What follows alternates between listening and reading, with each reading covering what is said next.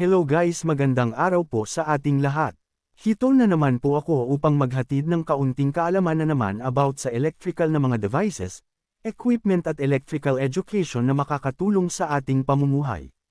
Bago po tayo mag-proceed sa ating topic, gusto ko lamang po kayong anyayahan na manood ng aking munting channel. Sana'y suportahan niyo po ako kung bago ka lang pong naligaw sa aking channel. Please watch and learn at huwag niyo pong kalimutan subscribe at paki-tap ang bell button para sa mga update video. Salamat.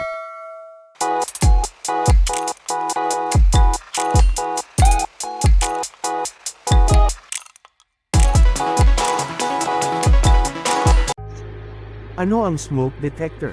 Ang smoke detector ay isang aparato na ginagamit upang makatuklas ng usok sa isang lugar. Ito ay naglalaman ng mga sensor na nakakakita o nakakaramdam ng usok, at kapag ito ay nakadama ng mataas na antas ng usok, nagbibigay ito ng alarma upang magbigay babala sa mga tao sa paligid na maaaring may sunog. Ito ay isang mahalagang bahagi ng fire safety at security system sa mga tahanan, gusali, at iba't ibang lugar. Saan kadalasan makikita ang smoke detector? Ang mga smoke detectors ay madalas na makikita sa mga residential at commercial na lugar sa mga pampublikong gusali, tulad ng mga apartment, malls, tahanan, ospital, at opisina.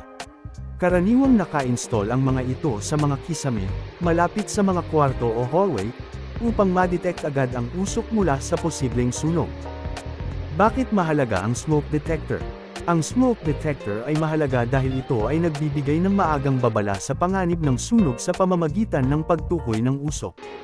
Ito'y nakakatulong upang mapanatili ang kaligtasan ng mga tao sa loob ng bahay o gusali sa pamamagitan ng agarang pag-aksyon at pagtawag ng tulong kapag kinakailangan. Hanggang dito na lang po ang aking topic sa araw na ito. Sana'y may natutunan po tayo at huwag po ninyong kalimutan mag-subscribe sa aking channel at pakiclick ng bell button para sa new upload videos. Salamat and God bless po sa inyo.